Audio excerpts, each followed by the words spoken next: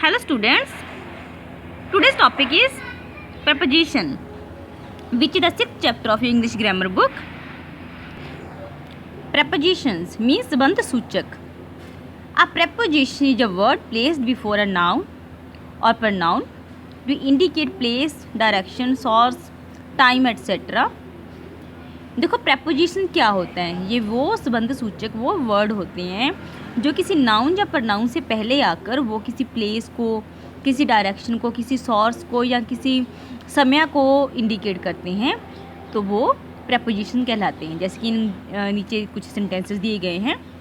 In the room, ठीक है ना, वैसे फ्रेजेस हैं ये. In the room, toward the city, through the forest, into the well, between us. तो इनमें से देखो इनटू, टुवर्ड, बिटवीन, थ्रू, ये सब क्या हैं, प्रपोजिशंस हैं. अभी आपकी बुक में पेज नंबर 26 पर कुछ प्रपोजिशंस दी गई हैं, हम उनके बारे में रीड करते हैं. सबसे पहले बिसाइड और बिसाइड्स. बिसाइड और बिसाइड्स में क्या डिफरेंस है? बिसाइड का मीनिंग है पास ही, साथ ही, जहाँ बगल में. और बिसाइड्स पीछे देखो ऐसा आ गया ना यहाँ पर, तो इसका मीनिंग होता है के अलावा या भी.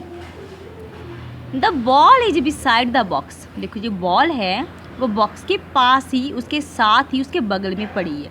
तो यहाँ पर बिसाइड का मीनिंग क्या हो गया? साथ ही, पास ही, या बगल में. ठीक है ना. अगर नेक्स्ट सेंटेंस लेते हैं, बिसाइड्स दिस, यहाँ पर एस लगा दी हमने. Beside this I have 3 other balls. Besides this, इसके अलावा. बिसाइड्स का मीनिंग हो गया इसके अलावा. इसके अलावा आई हैव 3 अदर बॉल्स, मेरे पास 3 और बॉल्स भी हैं. अभी आपकी बुक में पेज नंबर 26 पर कुछ सेंटेंस दिए गए हैं, हमें इन्हें करेक्ट करना है. Mohit should besides me in the morning assembly. देखो आपकी बुक में फर्स्ट सेंटेंस ये लिखा हुआ है, लेकिन इसमें कुछ मिस्टेक्स हैं.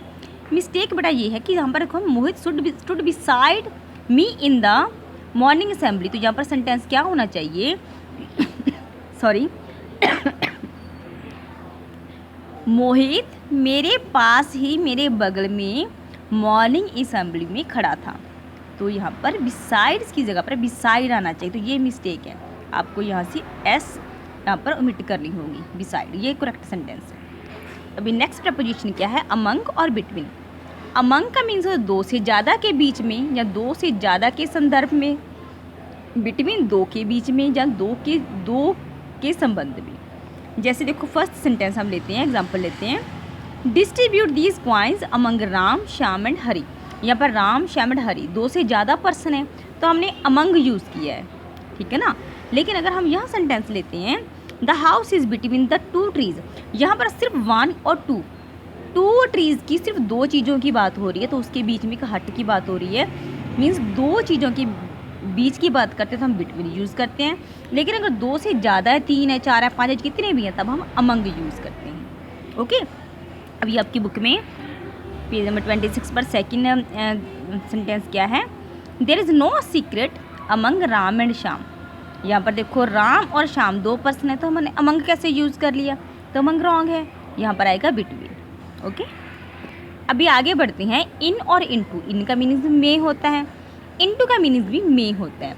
लेकिन जब हम इनटू का यूज़ करते हैं तो उसमें कुछ मोशन आता है, कुछ क्रिया होती है.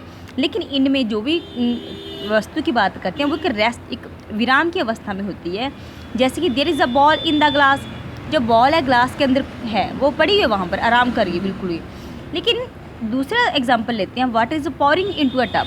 तो यहाँ पर वाटर जो है वो टब में पॉर हो रहा है. यहाँ पर देखो हिलजुल हो रही है ना, कुछ मोशन हो रहा है, तो यहाँ पर हमने इनटू यूज़ किया है. अगर यहाँ पर कुछ मोशन हो रहा है तो इनटू यूज़ करेंगे. अगर विराम की अवस्था है तो अब हम इन यूज़ करते हैं. तभी थर्ड सेंटेंस क्या है जिसमें मिस्टेक है? The piece of meat fell in the water. तो मीट का जो पीस है वो पानी में गिर गया. तो यहाँ पर भी गिरने की है ना, मोशन हुआ है, तो यहाँ पर हम इन की जगह पर हम इनटू यूज़ करेंगे. ओके.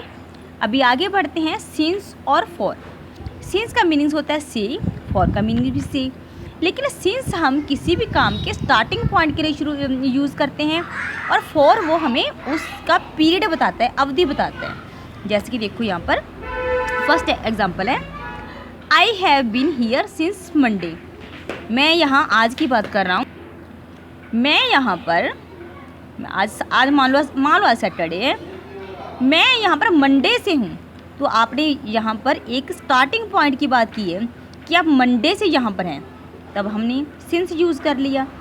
अगर हम ऐसे कहते हैं कि I have been here for 5 days, मैं यहाँ पर हूँ, यहाँ पर मैंने स्टार्टिंग पॉइंट की बात नहीं की, बल्कि स्टार्टिंग पॉइंट के बीच में जो समय आया, जैसे कि 1 2 3 4 5 डेज़ हो गए हैं, तो मैंने उस अवधि की बात की है, उस ड्यूरेशन की बात की है, पीरियड की बात की है, तब हम 4 यूज़ करते हैं। Mean starting point the sins, otherwise 4। तो अभी आपकी बुक में पेज नंबर 26 पर 4th सेंटेंस क्या है? Rita has been painting a picture since 2 hour. यहाँ पर देखो 1 और 2, यहाँ पर एक अवधि की बात हुई है, पीरियड की बात हुई है, तो हमने सिंस क्यों लगाया है? सिंस तो अगर हम यहाँ पर टाइम देते ना, सिंस 11 o'clock, सिंस 1 o'clock, तब हम सिंस लगाते, लेकिन यहाँ पर हमने स्टार्टिंग पॉइंट की नहीं, बल्कि उनके जो पीरियड है 1 और 2 और 3 और उसकी बात की है, तो सिंस बटर रॉन्ग है, यहाँ पर 4 आएगा। Okay, Rita has been painting a picture for 2 hours। अभी आगे बढ़ते हैं, इन और एट। इन में, एट में या पर, लेकिन इन वैसे हम पढ़ चुके हैं पहले। इन किसी प्लेस के संदर्भ में भी हम यूज़ कर लेते हैं, लेकिन इन जब हम किसी वाइडर एक्सटेंट की बात करते हैं तब हम इन यूज़ करेंगे। अगर उसके अंदर की छोटे एक्सटेंट की बात करते हैं तब हम एट यूज़ करते हैं। जैसे कि there are many visiting spot in Jaipur, Jaipur बहुत बड़ा एरिया है, तब हमने इन लगाया है। I live at Ramnagar in Rampur, मैं पूरे रामपुर में एक छोटी जगह एट रामनगर में रहती हूँ। आई लिव एट रामनगर इन रामपुरा। अगर ज़्यादा एक्सटेंट की बात करें तो हम इन लगाएंगे, अगर उस एक्सटेंट में थोड़ी स्मॉल एक्सटेंट की बात करते हैं हम एट लगाते हैं। अभी देखो आपकी बुक में क्या सेंटेंस है, I live in Devnagar at Noida. यहाँ पर बेटा इन देवनगर छोटा एक्सटेंट है, तो यहाँ पर एट आएगा। और यहाँ पर नोएडा, ये एक बड़ी सिटी का, बड़ी जगह का ज़्यादा एक्सटेंट का नाम है, मीन्स ज़्यादा एक्सटेंट की बात कर रहे हैं, ज़्यादा विशाल एरिया की बात कर रहे हैं, तो यहाँ पर इन आएगा। Okay, I live eight Devnagar in Noida. Okay, I think ये प्रपोजिशन आपको क्लियर है। Okay, have a nice day.